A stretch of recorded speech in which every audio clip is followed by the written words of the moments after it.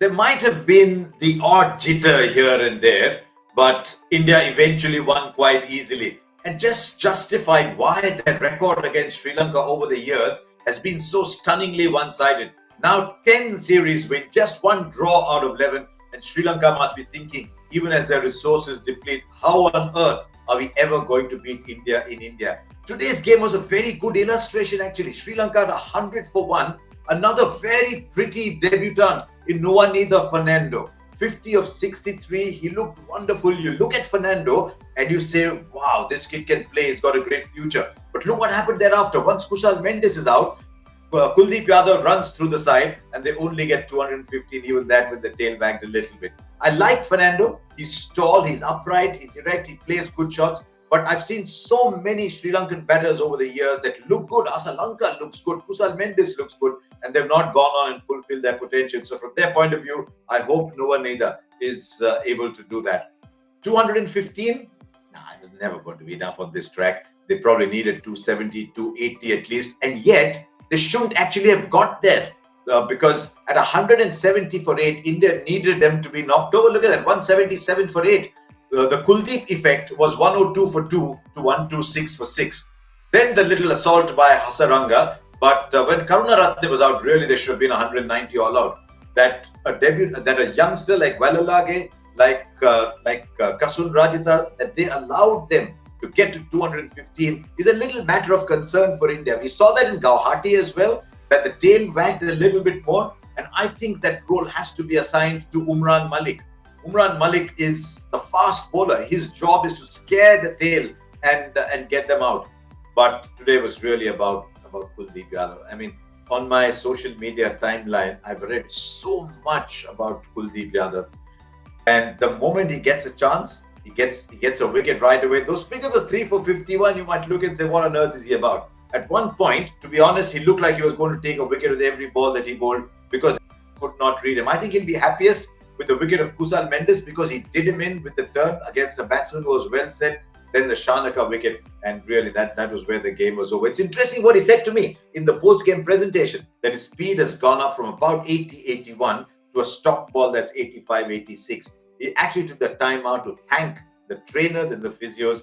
Look, he said, my body is not used to bowling at this higher pace, so I get tired. So going ahead, just keep an eye on Kuldeep's fitness, because if he can retain this 85, 86 kilometers an hour speed, then suddenly he has the potential to go to another level.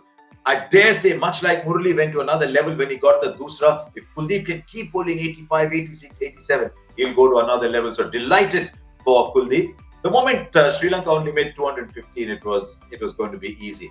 Now, Rohit said at the end that the fact that they've got KL Rahul at 5 and Hardik Pandya at 6 allows them to go hard at the top. We saw that with Rohit. We saw that with Shubman Gill. And we talk enough about Rohit Sharma. Shubman Gill is looking $1 million, man. I mean, he's just got to find a way of converting these lovely ones into hundreds. Today, he looked like there was 100 there for the taking. And then suddenly one boom, caught at square leg. At 80 for 4, yes, there was a scare, but India have such batting depth that within about 30-40 runs of that partnership, you could see that Sri Lanka had lost faith. You could see that India were cruising. And even though they got those last couple of wickets, it was just tailor-made for KL Rahul. Now, there's been so much talk about KL Rahul. Look what he's done here now. And this is what a good test match player does. When he's in, and he realizes that the situation is in his favor, he doesn't throw his wicket away. So, but Shreyas for 28, Hardik for 36, Akshar Patel looked excellent, by the way, on 21, but KL Rahul just finished it off. Now, let's look at that KL Rahul situation a little further, because that is the one situation, that is the one position that is open. I tried asking Rohit at the presentation whether he wanted a left-hander, but in all fairness, if the right-handers are doing very well, then the right and left-handedness shouldn't matter. There are days that it will, and I think Ishan Kishan might be pressing hard. But look at what happens with KL Rahul. Now, sometimes you look at a player from T20 form, from Test form into ODI form. As an opener, those are pretty good numbers other than the strike rate. Today's era, you cannot have, as an opener, a strike rate of 80. But look what happens when he goes in at number 5. Suddenly, the average is 54. The strike rate is fantastic too. And you have a bona fide player batting at number 5. So, India has somehow got to address this millionaire syndrome. When I say millionaire, not financially, but the ability to bat like that, I have very little doubt that in Thiruvananthapuram we will see Surya Kumar Yadav bat.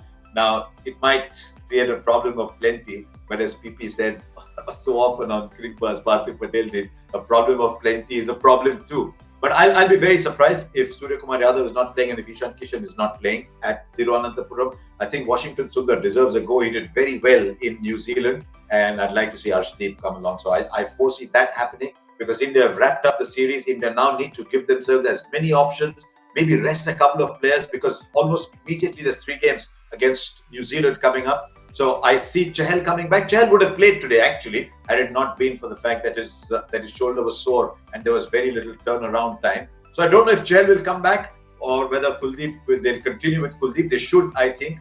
But Washington for Akshar, Ishan, Surya Kumar Yadav and Arshdeep, that is what I'm looking forward to. And I'm looking forward to India going on and making it 3-0. I said at the end of the year vlogs that India should assume it's a knockout game. India won too many series 2-1. India have now got to go and win it 3-0. That's what I'm looking for in Thiruvananthapuram.